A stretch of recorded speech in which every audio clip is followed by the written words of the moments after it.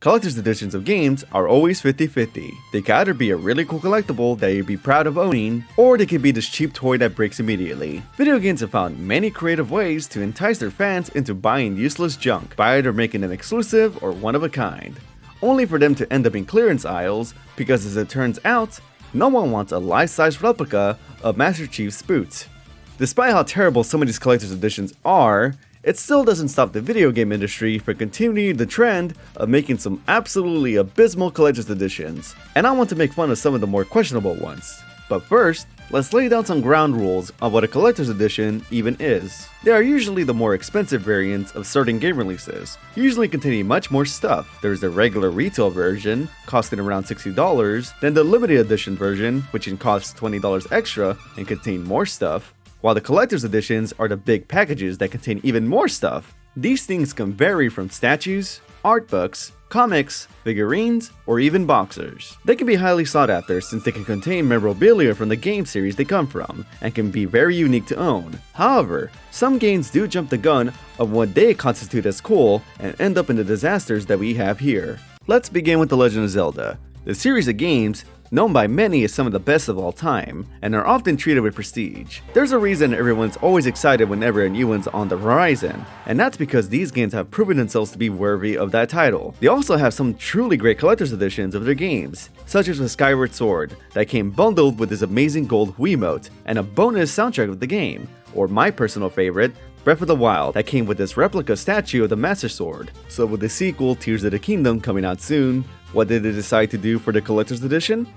I hope you like pins.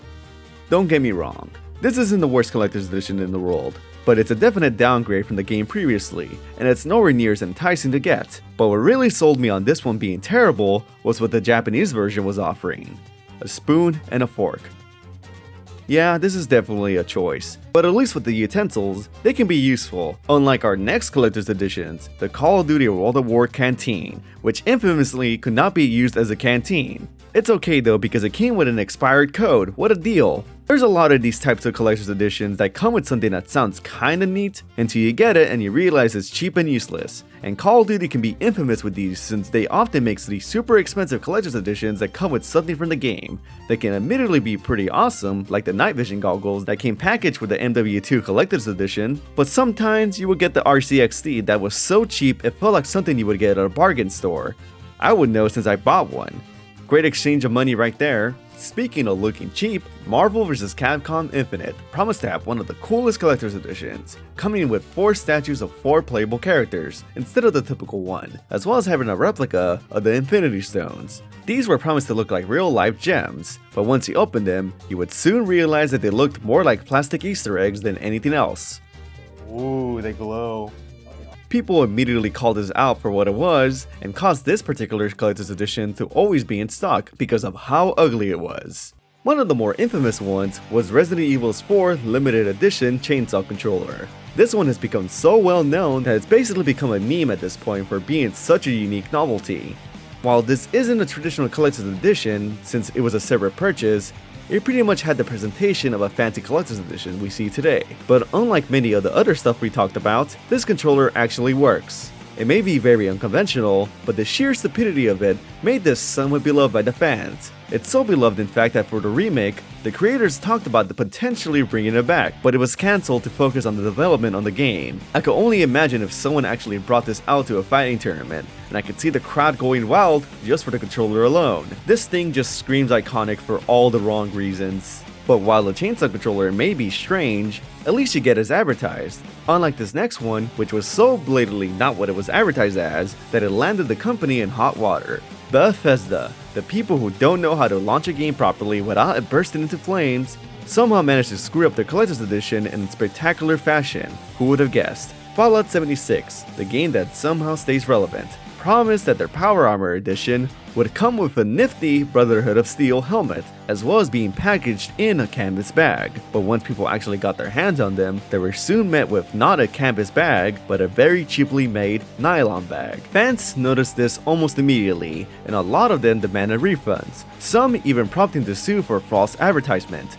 This actually held a lot of merit, and scared Bethesda so much that they issued an apology almost immediately, as well as setting up a website so people could place a ticket to redeem one canvas bag for those who bought the Power Armor edition. But since this is Bethesda, they somehow managed to screw up something as simple as setting up a website. Because in their infinite wisdom, they made it so anybody who submitted for the canvas bag replacement had their entire personal information linked by making the domain public. They did manage to fix this quickly, but they could not seem to catch a break. Even funnier, a variant of the helmet had to be recalled because they used a certain fabric that could produce mold. Luckily, no one was injured, but it goes to show you just how badly mishandled some of these collector's editions can be. There were also these collector's editions that were made in order to stir up publicity, such as with Dying Light My Apocalypse Edition, that cost a whopping £250,000, or roughly $387,000. They promised a multitude of stuff, such as building your very own zombie-proof shelter, parkour lessons from the guys who did Dying Light parkour-style videos, not one but 2 headsets, 4 signed copies of the game, getting your face to be one of the zombie characters in the game, flying out to Poland to meet the developers, and diapers. While this may seem a bit exaggerated, I'm pretty sure this was just a joke meant to drive up sales in the UK since the game had already been out in other countries. Still, someone out there could potentially be playing their 4 copies of Dying Light hiding in their zombie-proof shelter, but we will never really know. Believe it or not, this is still not the most ridiculous collector's edition, as one game has a beat. That being Saint Rose 4, the super dangerous Wad Wad edition, aka the $1 Million Pack. There was only one copy available, and it would include the following: a full-size replica dubstep gun, a full day of spy training, a trip to space, a personal shopper, and even plastic surgery, all for the small loan of $1 million. Of course, this is most definitely a joke, because I don't think a game studio could afford a dubstep gun. That thing is worth at least $2 million. This is also a jab at just how ludicrous and expensive some of these collector's editions can be, but it's still funny that this was available for purchase, although the link for it no longer works. I do wonder if someone actually bought this and the game studio actually fulfilled all this stuff, but unfortunately, I can't really find any evidence of that being the case. The worst collector's editions, however, are the ones that have something that no one even remotely wants, such as with the Dead Island Riptide Collector's Edition that came with this. I don't even know why anyone will want this or even buy it for that matter. This is just a bust of a woman's torso in a bikini whose head and legs were eaten off by presumably zombies, which was definitely a choice. Not the correct one, but a choice. After some harsh backlash from the fans, the company quickly came out and apologized, but stuck to their guns and released it anyways. Nice wrists. Another questionable collector's edition has to be the Fitriers, who decided Another questionable collector's edition has to be the Fitrier, who decided that the one who Fitrier? Why would they call it that? Who decided that the only thing gamers really want is a statue of a pregnant woman with a glow-in-the-dark baby. Finally, someone who understands the demographic. But after all the ones we just covered, I feel like there's a certain group of collector's editions that warrant the title of being the worst of them all. Take a look at this. It may seem like an ordinary collector's edition, complete with a trademark bunch of stuff, that could honestly be cool on its own. But what truly takes the cake is that this edition doesn't offer what is arguably the most important thing: the game itself. You heard that right. The one thing you're most likely buying these editions for isn't even part of the purchase, essentially making this whole deal a huge waste of money. For some ungodly reason, multiple games have pulled this stunt, where they offer everything but the game in their collector's editions. These are high-profile games as well, which feels very disingenuous since these games can cost $60 alone. So having to pay extra for what is essentially junk is just plain evil. To end this video, I want to talk about some of the cooler collector's editions and why they could be worth it to some people. Like I mentioned earlier, the Modern Warfare 2 night vision goggles, which were so iconic that when Modern Warfare 2019 came out, they decided to bring back the night vision goggles for the collector's edition of the game. Bethesda also managed to make one that didn't burst into flames with their Fallout 4 Pip-Boy edition that came with, you guessed it, Pip-Boy accessory, and miraculously didn't screw it up, so props to them.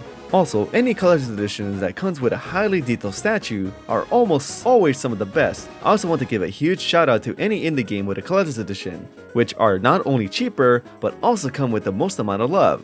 I especially love the Undertow one that comes with this heart-shaped music box locket that plays one of the songs from the game. But if I had to have a favorite, then it's probably Breath of the Wild's Collector's Edition. I love it so much that I didn't buy it because I was a broke college student and had wasted all my money on a new console, and I could not muster wasting another $70. Despite how bad some of these Collector's Editions have been, it's always fun to look back at them and laugh at the sheer audacity, especially for the Dead Island one, like what the hell, man. But even after all that, there's a reason why people go out of the way to buy them.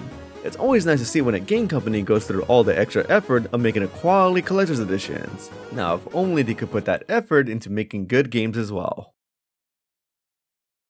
Alone on a Friday night? No problem. Sonic Mania Collector's Edition handles stubborn skeins. It even comes with a gold ring for that special someone in your life.